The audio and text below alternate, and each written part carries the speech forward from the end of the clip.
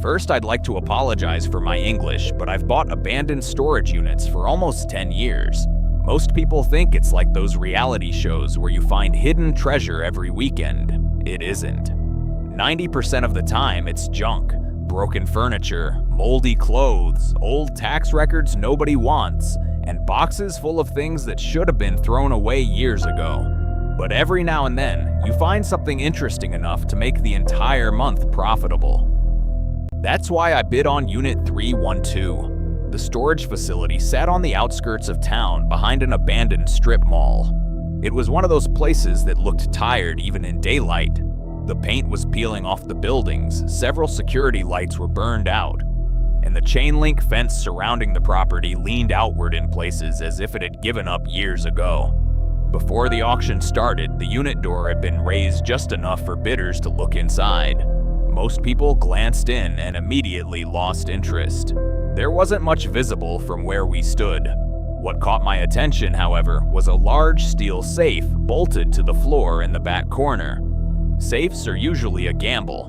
Most are empty because the previous owner removed anything valuable long before the unit was seized. Every once in a while, though, someone leaves something behind, and that possibility is enough to make the risk worthwhile. When bidding opened, I jumped in. The unit sold for far less than I expected. Afterward, the facility manager handed me the key. He looked uncomfortable, which struck me as odd. "There isn't much in there," he said. "Then why are you looking at me like that?" I asked. I intended it as a joke, but he didn't smile. Instead, he hesitated before saying, "The previous renter never came back." I shrugged.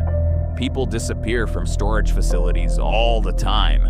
They stop paying their bills, move across the country, go to jail, lose interest, or die. Whatever happened to the previous renter wasn't really my concern. Still, there was something about the way he said it that stayed with me. As I walked toward the unit, I glanced back. The manager was still standing exactly where I'd left him. He wasn't helping another customer or heading back to the office. He was simply watching me. Unit 312 sat at the far end of the property. When I unlocked it and rolled the metal door upward, I immediately understood why nobody else had wanted it. The place was nearly empty. Inside sat a folding chair, a small wooden desk, 3 cardboard boxes, and the steel safe I'd noticed during the auction. That was it. The safe alone was probably worth what I'd paid, so I considered the purchase a win regardless of what was inside. I started with the boxes. The first contained books. The second held canned food that had expired years earlier. The third was packed with photographs. There were hundreds of them. At first, they seemed ordinary. Every photo showed the same cabin in the woods. Some were taken during summer, others during winter. Some showed rain, fog, or snow. There were daytime photographs and nighttime photographs. The more I looked through them, the stranger they became. Whoever had taken them appeared obsessed with that cabin. Then I noticed something I hadn't seen at first. Every photograph contained a person. The figure wasn't always easy to spot. Sometimes he stood near a tree line. Sometimes he was partially hidden behind the cabin. Occasionally he appeared so far in the background that I almost missed him. But once I saw him, I couldn't stop noticing him. It was the same person in every image. The same height, the same build, the same posture. He never appeared to be doing anything except standing there and watching. What unsettled me most was that whoever had taken the photographs seemed completely unaware of him. The camera never focused on him. The framing never changed to acknowledge his presence. It was as though the photographer couldn't see him at all. I felt an unexpected chill and tossed the photographs back into the box. As I did, I noticed an envelope taped beneath the lid. Across the front, written in thick black marker, were the words, "If you open the safe, read this first." Naturally, I opened it. Inside was a folded sheet of paper. The handwriting was uneven and rushed, as if it had been written by someone under a great deal of stress. The note explained that if I was reading it, ownership of the storage unit had transferred to someone else. The writer claimed this meant he was either dead or had finally been found. He stated that the safe contained something valuable and warned me not to sell it or destroy it. Then the note became much stranger. The writer insisted that whatever was inside the safe must never be taken outdoors after sunset. According to him, ignoring that instruction would cause a man to begin appearing near my home. The man would initially remain at a distance, but each night he would move closer. The note specifically warned me not to approach him, speak to him, or acknowledge his presence in any way. The final sentence had been written with such pressure that the pen nearly tore through the page. It read, "If he ever reaches your front door, it's already too late." I laughed when I finished reading. The entire thing sounded ridiculous. It felt like the setup for an internet horror story rather than a serious warning. I folded the note and slipped it into my pocket before turning my attention to the safe. To my surprise, it wasn't locked. The heavy door swung open without resistance. Inside sat a single wooden box. There was no money, no jewelry, no documents, and no hidden fortune waiting to be discovered. Just a dark wooden box roughly the size of a shoebox. Strange symbols had been carved into the lid. I didn't recognize any of them. When I picked it up, something felt wrong. Not physically wrong. Nothing shocked me or burned me. It was simply a feeling that settled into the back of my mind. A powerful sense that I shouldn't be touching it. The sensation was irrational but immediate, like the instinctive fear that tells you not to step too close to the edge of a cliff. Every part of me wanted to put the box back inside the safe and walk away. Instead, I carried it to my truck. That night, while sitting in my living room, I happened to glance out the front window and saw someone standing at the end of my driveway. At first, I assumed it was a neighbor or a pedestrian. The figure was too far away to identify clearly. What bothered me was how still he was. He wasn't walking. He wasn't checking his phone. He wasn't looking around. He was simply standing there facing my house. As I continued staring, a realization slowly formed in the pit of my stomach. I knew that silhouette. I had seen it earlier in the photographs. The figure standing beneath the streetlight had the same height, the same posture, and the same unsettling stillness as the man who appeared near the cabin in every picture. When I blinked, he was gone.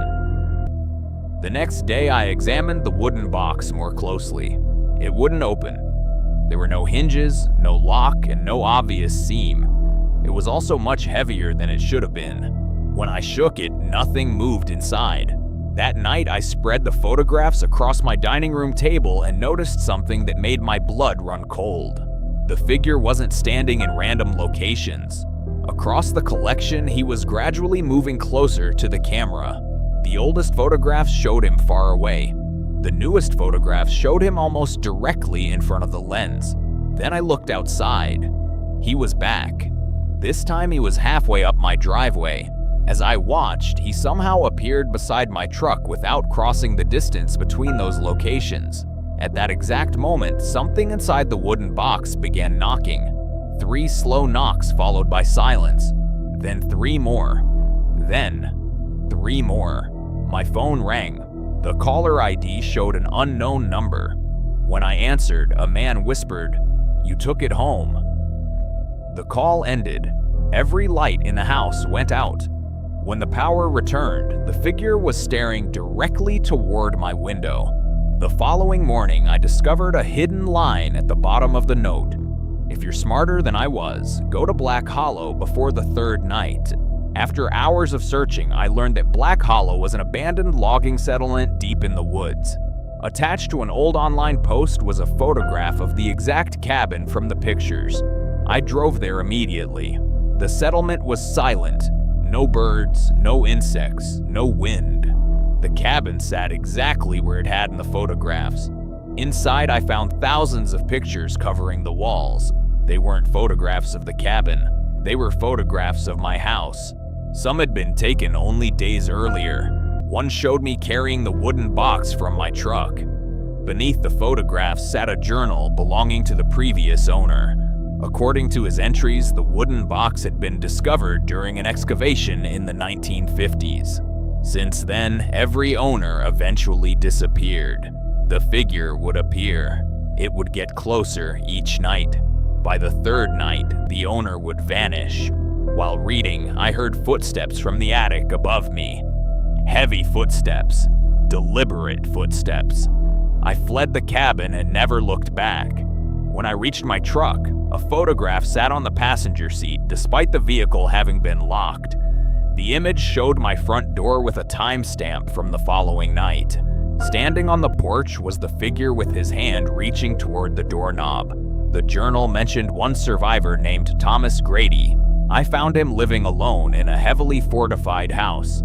He immediately recognized what I carried and told me the truth as he understood it.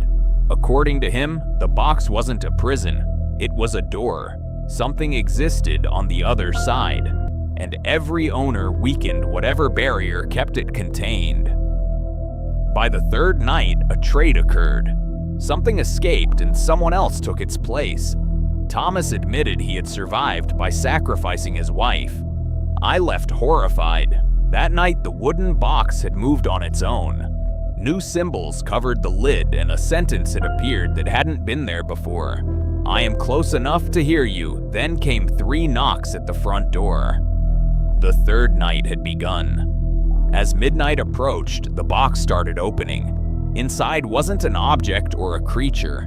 It was an endless darkness filled with thousands of trapped faces. I recognized the previous owner among them. Something reached from the void. A pale hand with too many joints gripped the edge and began pulling itself into my world. At that moment, the front door exploded inward. The figure entered. For the first time, I saw him clearly. There was no face, only a shifting blur where features should have been. As the thing inside the box emerged, I realized the journal had been wrong. The figure wasn't hunting the owners. The figure was trying to stop whatever was inside from escaping. The box wasn't a prison, it was a door, and the figure was the lock. As the entity pushed its way into the room, the figure fought to force it back. The entire house shook. Windows shattered, walls cracked. In that chaos, I finally understood what had happened to every previous owner. They hadn't vanished. They had become part of the barrier, part of the thing keeping the door closed, part of the guardian itself. Then a voice echoed inside my head. Someone must remain. I knew exactly what it meant. If the thing escaped, someone else would have to take the guardian's place. I grabbed the box, the world vanished. For an instant, I floated in endless darkness, surrounded by thousands of faces. Then everything disappeared. I woke up 3 days later in a hospital. The doctors claimed a neighbor had found me unconscious in my yard. The police found no sign of damage to my home. No broken door, no shattered windows, no journal, no wooden box. Every piece of evidence had vanished. For a while, I convinced myself it had all been some kind of breakdown. Then I came home. Waiting on my kitchen counter was a single photograph. It showed Unit 312. The timestamp was from that morning. Standing outside the storage unit was me. Behind me, partially hidden in the darkness of the open doorway, stood the figure. Only this time it wasn't getting closer, it was getting farther away. At the bottom of the photograph, someone had written 4 words in black ink. "Thank you for taking my place."